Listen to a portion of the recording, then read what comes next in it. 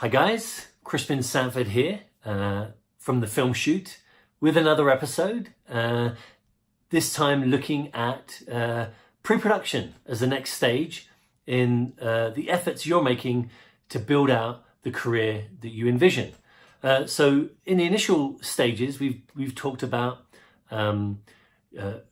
gaining an understanding, we've talked about building relationships, then beginning to translate those into the vendors and the manufacturing organizations, a part of creating this whole film and making the parts that go into being able to fulfill your vision with the film that you've planned on putting together. Then we also discussed the development and packaging of that project. You know, typically you write a script, but I like to call it phase one, script development, when you finish the screenplay that you're going to start presenting to the various groups who are going to have an interest in being a part of it or not. And, you know, there are going to be changes in that script during the course of development and packaging, because, you know, that initial script that you wrote and that you present to people, because of the quality of the actor or the magnitude of the people involved, it may mean that you can get a greater budget, or you may get interest from a more well-heeled production company or studio, and that they want to augment the story and bring to it more production value. Now, as long as the message, the concept of the story you're telling isn't changed, isn't demeaned or degraded or reduced because of those choices, then absolutely it's not a problem, and the changes will go in to the script in terms of the locations that are picked and even the dialogue. Someone like Robert De Niro doesn't do big long monologues. He is a fantastic and phenomenal actor and communicates so much through his work as an actor and through the choices that are developed with the production, with the production designers and the director of photography. A lot of those choices that are made can convey so much, and he's so good at doing that's probably going to be a factor in changes that are made during phase two of script development.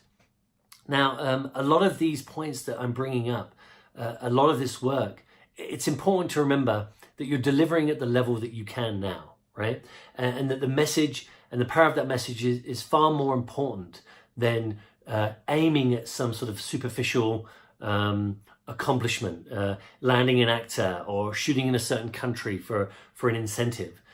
These are all factors that need to be included, but in terms of the final result, the final movie that gets made, it's important only to consider them in terms of their contribution to the final product.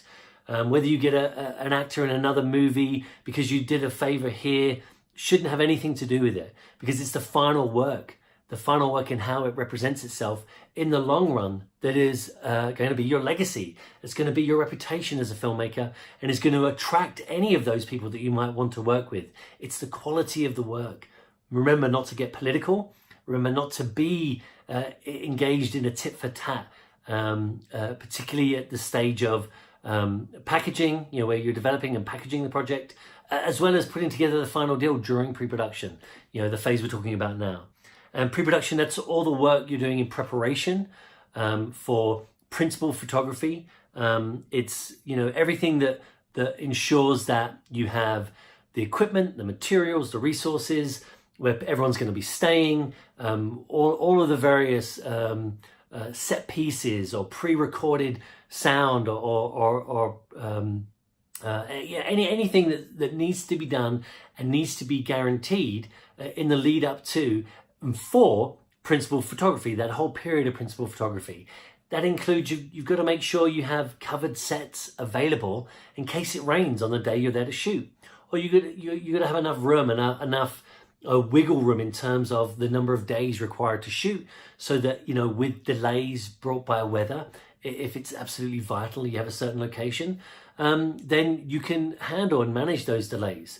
Also, you know, part of the preparations, part of putting together a package, part of putting together a deal is ensuring that the locations you've picked and the times you've picked to shoot them make total sense. Really some of this work, some of the scouting, some of the conversations with the various different countries and people who know, who are local and have local knowledge, they're going to bring these factors up when it comes to deciding to shoot in one country or another, shooting in Asia or in something that is Asia-like, right? These things really should be considered when it comes together, when it comes to putting together the package, the deal, when you're going to be shooting, where you're going to be shooting, what are the benefits of shooting there, and yeah, what definitely what are the tax incentives involved, or the benefits that are legitimate when you're putting together this particular deal and striking the agreements that then will roll out and play out in pre-production and in production. As well as obviously a lot of the deals that are involved in post-production. Some of those are going to be arranged also. So, and also I bring those up because I bring that idea up about ensuring that you're doing business and serving the film and serving the message. You see, because that's what passionate people who follow your career, who follow your movies, they take that stuff to heart. They take those details to heart. Also, the industry takes it to heart. This is your reputation. This is your ability to get the next movie made and the movie down the road, and to land really quality actors, quality production designers. They want to know that you are a professional in terms of doing the work that you do to make a film that you want to make, but also not only professional in terms of the caliber and quality and thoroughness with which you make your preparations and the soundness of the deals that you do, but also when it comes to the integrity of the work. Right. This is a sort of thing when you try to get a friend to purchase some kind of product because you're in a I don't want to say multi-level marketing. I don't want to sully the whole industry, but it's like when you're twisting your friends and trying to get them to buy something and do you a favor. Well, you're abusing the relationship, right? You're violating the trust between you and that friend.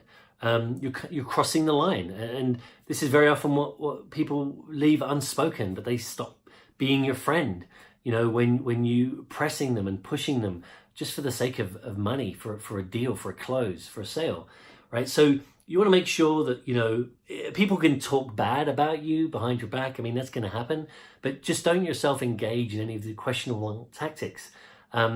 Sources of financing that can't be dubious or questionable. You've got to have the highest integrity. And quite honestly, if you're not in a position to raise money legitimately, to reach out and find legitimate ways of getting sponsorships that are going to be included in your distribution and the way in which you fund the distribution of your movie and promote your movie, then you're not ready. You really are not ready. And it's another reason why we should bring down, and you should be willing to bring down the scale and scope of the projects that you're working on in these initial days, right? Because it's going to be far easier to raise $50,000 for a short film and do it 100% ethically, 100% creating a fantastic experience for the people involved. And there's no dubious or questionable motives or behaviors or deals that will sully the experience. We want this to be a great experience, a fun experience, a family-friendly experience, quite honestly. We want businesses to really enjoy working on the project. Now, the subject matter can be powerful, can be penetrating, can pit evils against good, and can address issues of magnitude and of importance. And if somebody doesn't want to be involved on that, that's fine. That's a legitimate reason they might not want to be involved. But there are going to be people involved as long as the business is professional and proper. They're going to be interested in being involved with a really good, solid and capable filmmaker who's doing work that's important. So that's a part of what we're learning. That's a part of what I want to share with you in the process and what I share in my materials, right? The way in which you go about doing the work properly from a complete perspective. Again, this is called the film shoot, largely because we're talking about everything that goes into the fun thing, the film shoot, making the movie, the thing people are passionate about, that I'm passionate about, that you're passionate about. Being engaged in the journey is just as important as the final film. And it's a lot of the fun part. But hey, look, that fun part, the impact of that message, if it's been brought into question, or trades can question it, or people are thinking about. I mean, this is the best example, I think, one of the best examples I can think of, and it's outside of the industry, which makes it a little bit more objective, right? So I know that Steve Jobs, when he came back to Apple, was being told that they needed to take out these fantastic PR campaigns and ad campaigns, full color ads, talking about how great Apple is and Steve's back, or whatever it is that they were presenting, right? It was an image of success.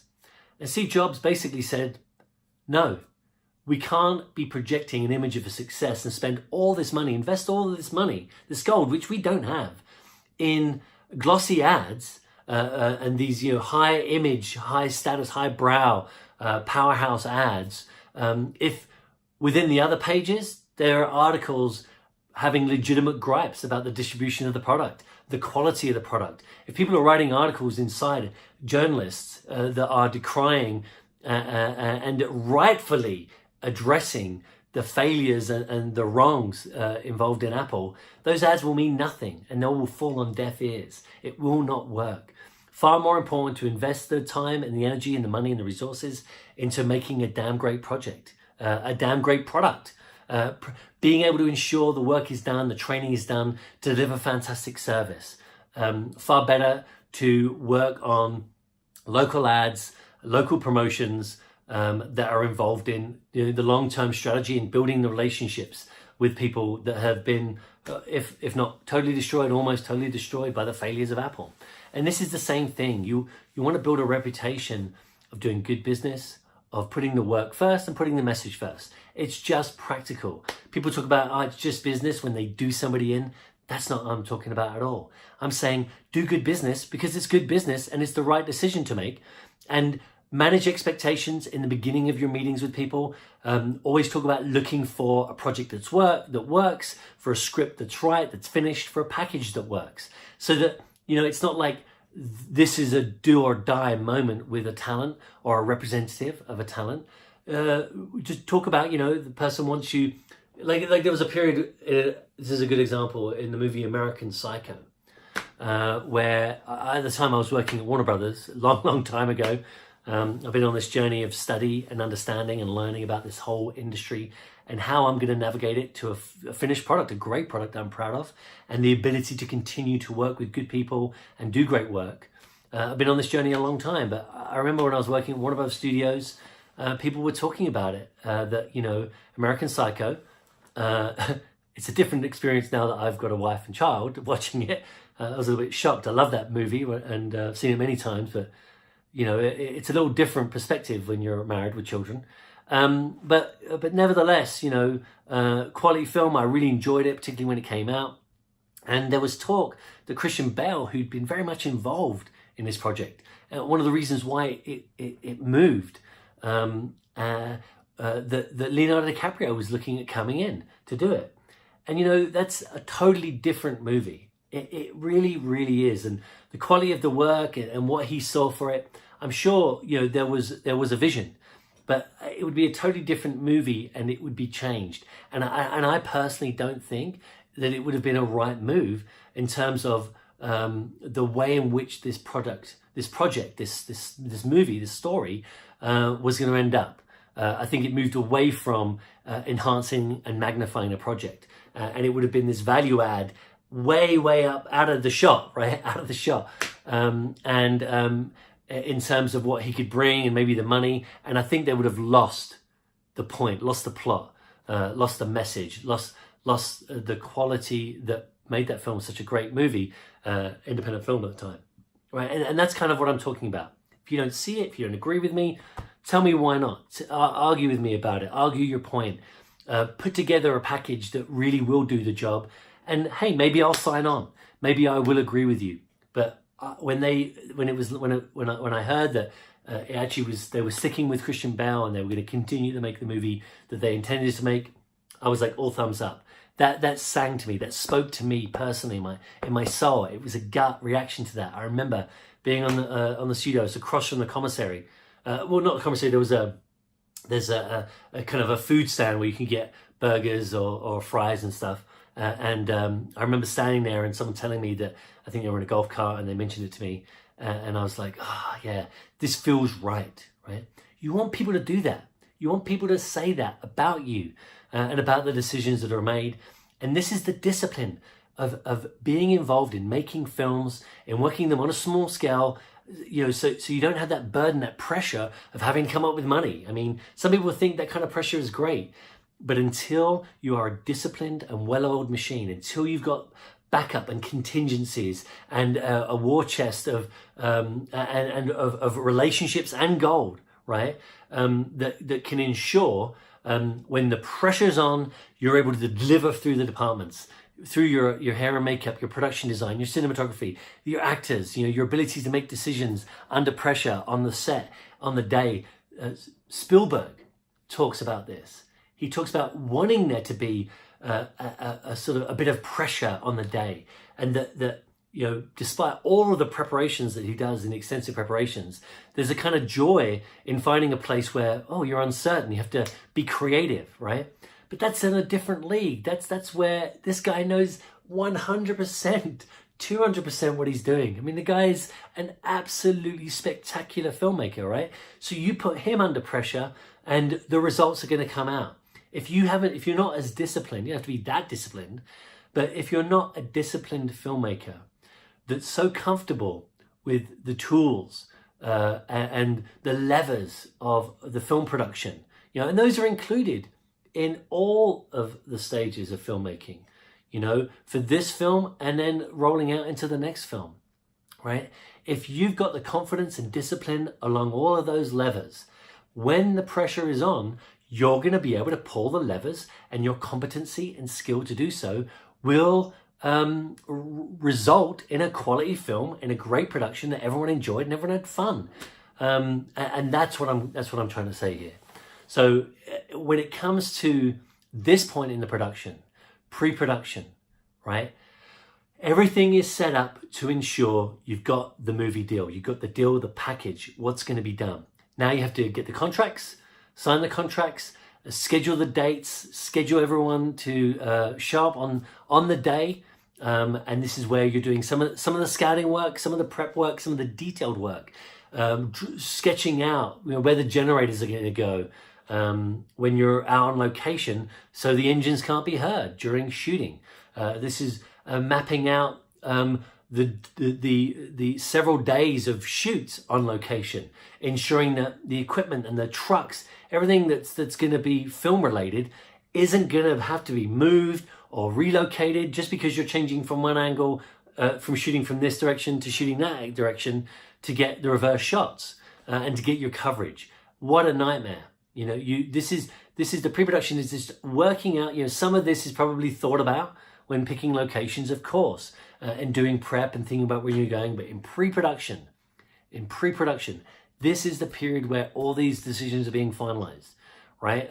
This is sometimes the contingency budget is there because, you know, you pick this location, you can do it, but you're going to need 150 feet cables to handle, you know, some of the equipment under the circumstances right there when you begin, when you do this tactical work of figuring out where to place the equipment to ensure you have a clean transition from shot to shot, from setup to setup for your day to get your day, which is obviously that's slang. Not everyone will know that, but to get your day is you have a planned series of shots that you want to do, and if you have all those shots filmed and in the can, you know, by the end of the day, then you got your day, right? If you're behind, you didn't get your day. So that's just a term of art, as it were. And I thought I'd explain it for some of you who don't understand it or aren't familiar with it. So, you know, but again, that's what a contingency budget is for. That's why you have a contingency budget, is for some of those logistics. Now, also, this is part of the reason why, again, I talk about making short films first, right? Because this is where you learn some of this stuff and you make it a part of your skill set. Having to deal with these situations that come up and ensuring that if you make a mistake on the short film and you have to go an extra day, that you know why you had a contingency budget, you know, why you had a second location, you know, that some of these decisions that you're you're dealing with that may seem unnecessary because you could just get on and film it and get the job done. But it's not about that. It's not about just getting the job done, right? It's about being a disciplined and professional filmmaker, able and capable of doing the work and getting the result on the day. And when we talk about it being on the day, we're talking about when it is millions of dollars under consideration, or tens of millions of dollars, or $100 million film. Obviously one doesn't, I'm not saying I'm setting up to make $100 million films. I'm just saying, or guaranteeing that. I'm saying this is the kind of discipline that you need in those circumstances and in those situations. And if that day comes for me where I'm under that pressure and I'm dealing with that magnitude, I want to know that I have had the discipline and the practice of doing these, taking these precautions, of making sure there's a second location, of making sure there's budget for sudden concerns, of making sure there's enough days in the pre-production period to do the job and do the work properly. Now, when we're talking in terms of days on a shoot for a short film, it's not as hard to have an agreement with the people involved in making the film that covers the time necessary for proper pre-production and production with those individuals, and saying, look, part of my responsibility as the producer for this film is to ensure we've got enough time, adequate time to do proper prep and do proper production, right? So I know this rate is at the level of a short film, and it might be more time than typically a person's going to ask for, but that's a part of the way I work, right? Is I want to make sure we're doing the work properly and taking the time to do the work properly, and allowing for contingencies and emergencies. And so I understand if you're not willing to work for this rate, you're upfront or weekly, but that results in this final figure, then I understand, but part of this is building a career and building teams and doing so in an orderly manner and a professional manner. And so that's why I'm setting it up this way. And I can imagine you can understand that makes sense, and I imagine that people will, right? And also your contingencies, if they have to run off, somebody can come in and they're also going to have the time to pick up the slack and get the job done and take the ball across the line. That's all a part of again, being a professional and doing the work necessary. So, this again is on the subject of pre-production. I have kind of covered some of that initial material, and it's important to remember that as you go through this process, just listening to these videos and going through them and thinking with the whole process about ensuring that when you make a film, you're going through this process and thinking, right, I'm producing at this level, and I'm going to get this result at this magnitude. I know how I'm going to do this differently. Some things you can just decide quickly to implement a realization you've had and get the result now, great. But some of these decisions are going to have to be on the next film, the next project, or the projects down the line. And it's important to write that stuff up and ensure that it's part of your review of the project that you've done, and things to take into consideration on the next project. Part of the reason why I'm doing it this way, I felt very validated.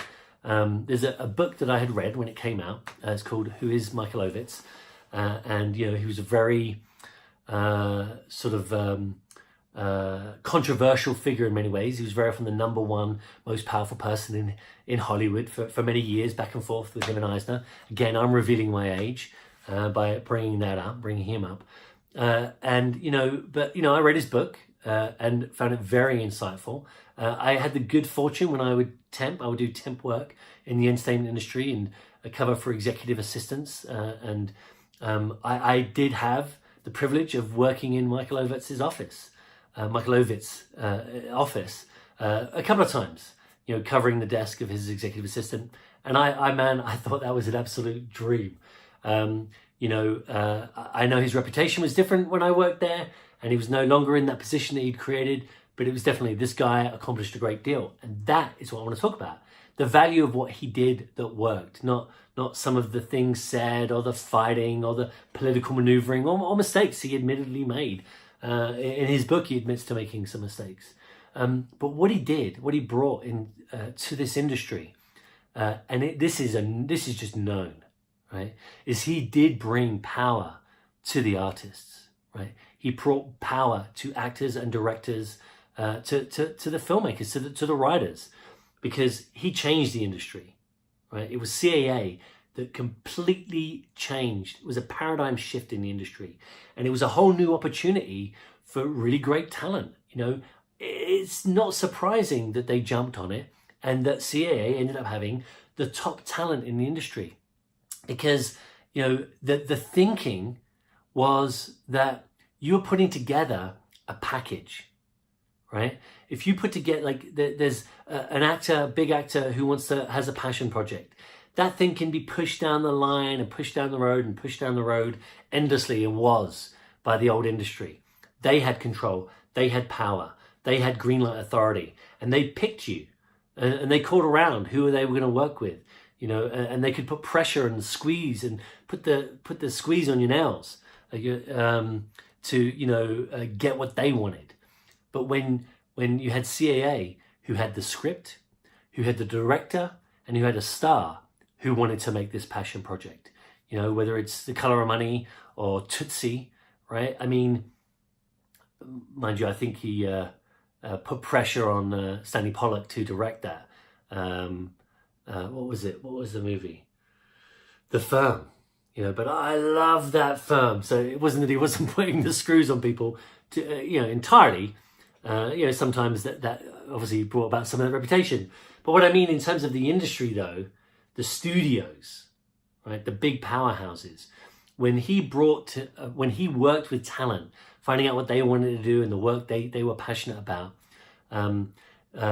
we'd put together a movie with Tom Cruise, with Stanley Pollock, you know, Grisham, you know, or we put together, you know, Dustin Hoffman, and, you know, he would put together these power players and say, I'm offering it to you.